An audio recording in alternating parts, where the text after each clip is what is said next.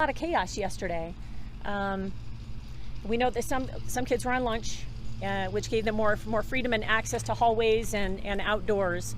And we know that there were a lot of kids who ran and a lot of kids who locked down. So it's just timing.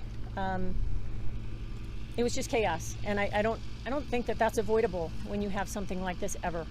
Do you believe the student waited until the SRO left? There's no reason to believe that. I wouldn't know, and we may not know that answer. Do you happen to know how the student concealed his weapon until lunchtime? Yeah, I don't know. No idea. Can you speak to resources for students, families, teachers today? Right. So we have the Bergen Meadows Elementary School, which is no longer in use. That's just a facility that we're using very close by here. This is for students, it's for staff, it's for anyone who lives in this area. It's for anyone who's feeling the pain of this. We have a lot of resources there, people to talk to, just resources in case you want to reach out privately. We also have investigators there in case someone walks in and they end up being somebody who witnessed something that we hadn't talked to yet. So there's a lot of staff over there, and we're just trying to do the very best that we can to take care of this community, and they're suffering right now. You talked about the lockdown working. Did the shooter, or was the shooter trapped in an area, so to speak, where they could not go any past the locked doors? I can't tell you that because I don't know the shooter's movements, but I do know that he tried to gain access to areas that were locked down, and those teachers and those students did their job and took into account what they've learned, and it kept them safe, for sure. Were students able to, did they encounter him? Did they see him aiming the gun at them and perhaps not shooting at them? I don't know the answer to that. We have so many students that have been interviewed because they saw something, they heard something, they believe they were shot at, and that's a lot of kids. We've done a lot of interviews, but we have more to do. I can't speak to what any one of those students actually witnessed, but we believe we have witnesses to the shootings. Can you talk about what's been found at the suspect's house? I can't talk about what's been found at the suspect's house because I don't know, but I think that they found valuable information for our case. There seems to be an issue with the reunification plans that were happening. At one point it was at one area, then it went to another. Was there any reason in particular for the confusion? I can tell you that we always said it was going to be Bergen Meadows Elementary. Kids self-deployed in all kinds of places. So it was hard to round them up. And we're not being critical of those kids who ran to neighborhoods, who ran to the rec center, ran down the street, went to the library, so they were everywhere. So unifying all of that was a bit of a challenge yesterday, and that's just going to happen. It's just chaos. And it took a while to get our arms around that, get buses to the right places, and get parents back to their kids. Is there an emergency system in place for kids just in case something like this happens? I mean, obviously it happened yesterday. Is there an emergency system in place here just in case where people could be able to meet up somewhere? I don't know that that's a hard and fast written rule on what that emergency plan looks like.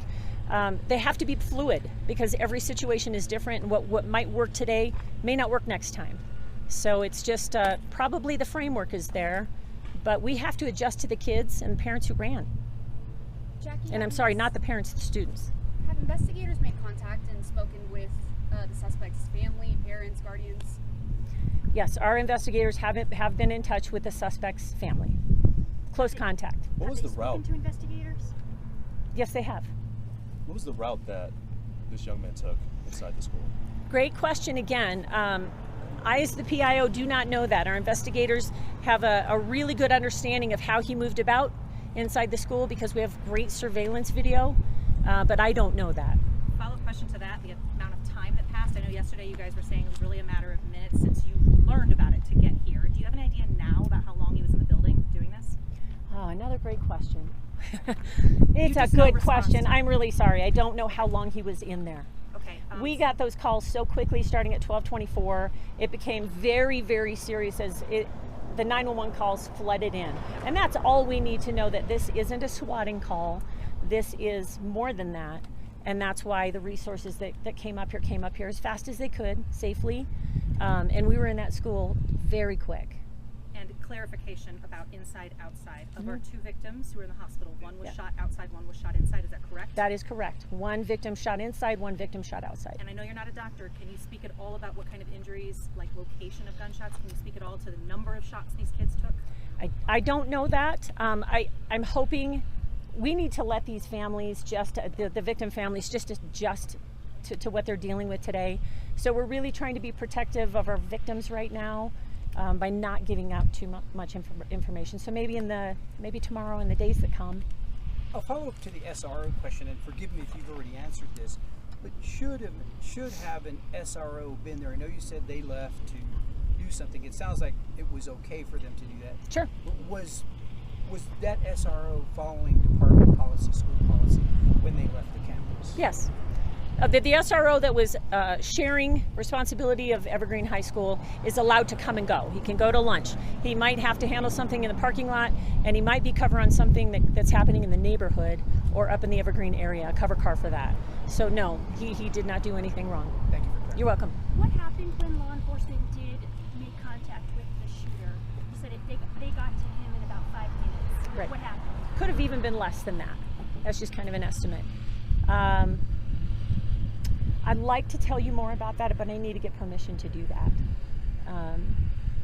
It's a lot, but I'd love to be able to tell you that story. Maybe I can do that later. Okay. And Any idea how long the school will be closed? Not going to the Evergreen High School will not be open this week.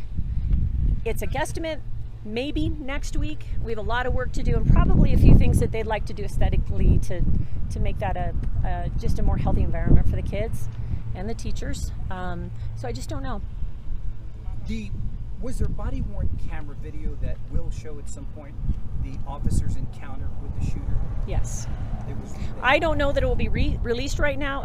I know that it won't be released right now. How about that? Yes. But I do think that there's absolutely, there's body cam footage just showing more specific detail about the encounter. And I know that you said that you can't say much about that encounter, but can you tell us if there were commands or was there a conversation of some kind that took place between that officer and the shooter? I've got to get some better clearance and permission to do that. I understand that that's something you'd really like to have, so I'll see if I can get clearance for it. Once again, for clarification, for if anybody wants to go pick up the car, you'd be at Bergen Meadows. Bergen Meadows Elementary. You got to have a key. If the key that you need for your car is in your locker, we're not letting anyone in. But if you have a key, and we want one person, the driver, we'll bus him to the school because that area is completely cleared now. When you say there are things to maybe do with the school aesthetically to make students feel better, can you describe what that is? Or? That would be broken windows, lockers that have sustained gunshots. I think that we have fluids that need to be cleaned up, some of that kind of thing. So it sounds like there were students and teachers hiding in locked areas as No the question. shooter was going through. No question. I can't praise the staff and the students enough for doing what they learned to do, whether it was 10 years ago, 15 years ago, or it was something they learned at their first day of class here. They did the right thing. They locked down, and I'm not judging anyone who fled, but lots and lots of kids and teachers locked down in those rooms, did what they were supposed to do, and we know that it saved lives. They're heroes, Have you found our a motive? teachers. Have you found a motive at all? Looking at a motive, but we don't have one yet. Have you heard the stories about the neighbors who took in kids? What do you make of that? People opening doors saying, Yeah. I'm in my basement. That to me sounds like Evergreen. Evergreen is still a smaller community. They're a tight community. Man, they're going to take care of their kids. If they're home, they're taking them in. Yeah. Jackie, do you believe the shooter was trying to carry out a mass shooting with all the ammunition? I have to believe when you bring a gun to school and you continue to fire and reload and fire and reload, that you are on a mission. And we are grateful that he was less successful, but we're devastated that he was successful at all. Did you mention how many rounds of ammunition he had? I might have missed that. No. No, I don't know the amount of ammunition. Quite a bit. When the school opens, what's going to be the plan for SROs? Is there going to be a full-time one that will be hired immediately? Or what is the plan? Is it still going to be part-time? Another great question. I have to believe that we're going to have additional resources here for the kids as long as we need to. There may be a plan for us to put somebody more permanently up there. We'll talk about it. Well, for surrounding schools, do they have SROs? Yeah. are they also? It's shared. It's still a shared responsibility. Not every school has a full-time SRO. Well, I guess just for those who are wondering at home that you've seen something like this happen, why is it not full-time? Is there an issue with funding? What is the issue why there isn't full-time SRO? The only reason there wasn't a full-time here is because she's on light duty. So we were sharing responsibility of that school. When you say light duty, what do you mean by light duty? It's about as far as I can go with that. Okay. Can you talk about what kind of radicalization you believe the student? I don't know that. It was stated to us specifically that was radicalized through an extremist network, and clearly we take that very seriously. There's obviously a lot of work that has to go into looking at his phone, looking at his social media pages, searching his room, searching his backpack. There's just searching his locker. There's a lot of places to look that we hope will just give us better information as to what he was attempting to do, and maybe the why. Sometimes we never find out why. In the past, we've talked, when talking about safety and cell phones and cell phone policies, we've talked a lot about, it's every parent's worst nightmare not to be able to get a hold of their kid in this type of emergency. Yeah. One of the reasons that we've heard, like from Jeff Pearson and some of the school resource officers who don't want kids on their cell phones when something like this happens to jam up the networks. Sure. What is the learning from that? Was there any problem with students and cell phones and families reuniting? Not that I know of. If you look way back into Columbine, a lot of kids didn't have phones back then.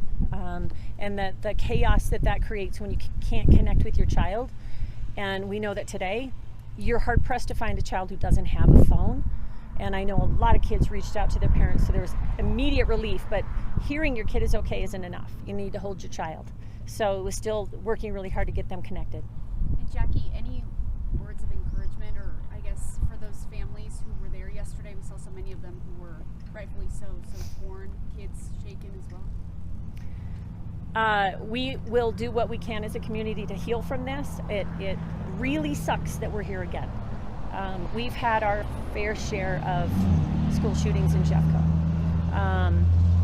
But we are going to do everything that we can to help these kids heal, to help the teachers and the parents get back to life, and a lot of that is just going to take time, but the resources are available, and we are encouraging everyone to use them.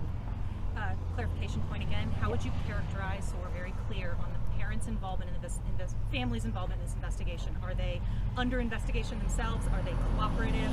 I'll let you use your words. Where they fit into this storyline?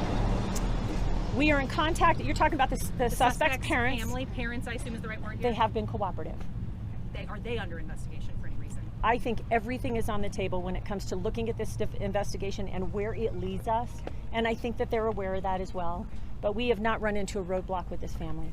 Were there just any great red news. flags along the way, like did any that you're aware of that the district might have heard from other students concerned about the shooter's behavior? Not that I'm aware of. No warning to this. Not that I'm aware How long of. until kids could be able to go and pick up their cars or be able to meet at Brigham Meadows Elementary School? What's the time? 11 to 4:45 today. They can do that right now. Head over there with your keys. We'll bus you here, escort you to your vehicle, and get you out of here.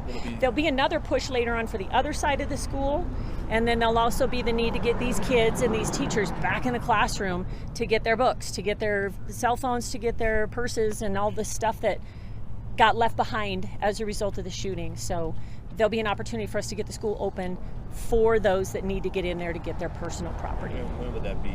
Don't know. Could be this weekend, but we'll keep you posted. What's your plan for the rest of the day? Do you anticipate more updates later?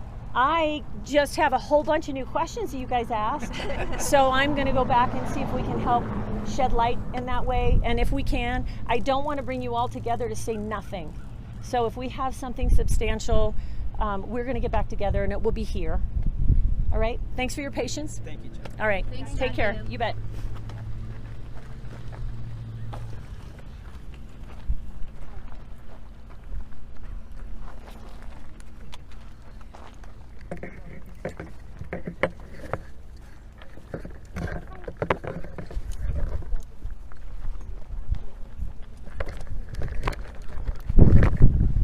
Is everybody good? Because we're going to leave for a bit. You'll get briefed. Okay? All right. you Jackie. anticipate You're so welcome. you Thank anticipate you. letting us know of any further briefings via Absolutely. Twitter Yeah, as we'll usual? give you plenty of time. Okay. We'll try to give you an hour.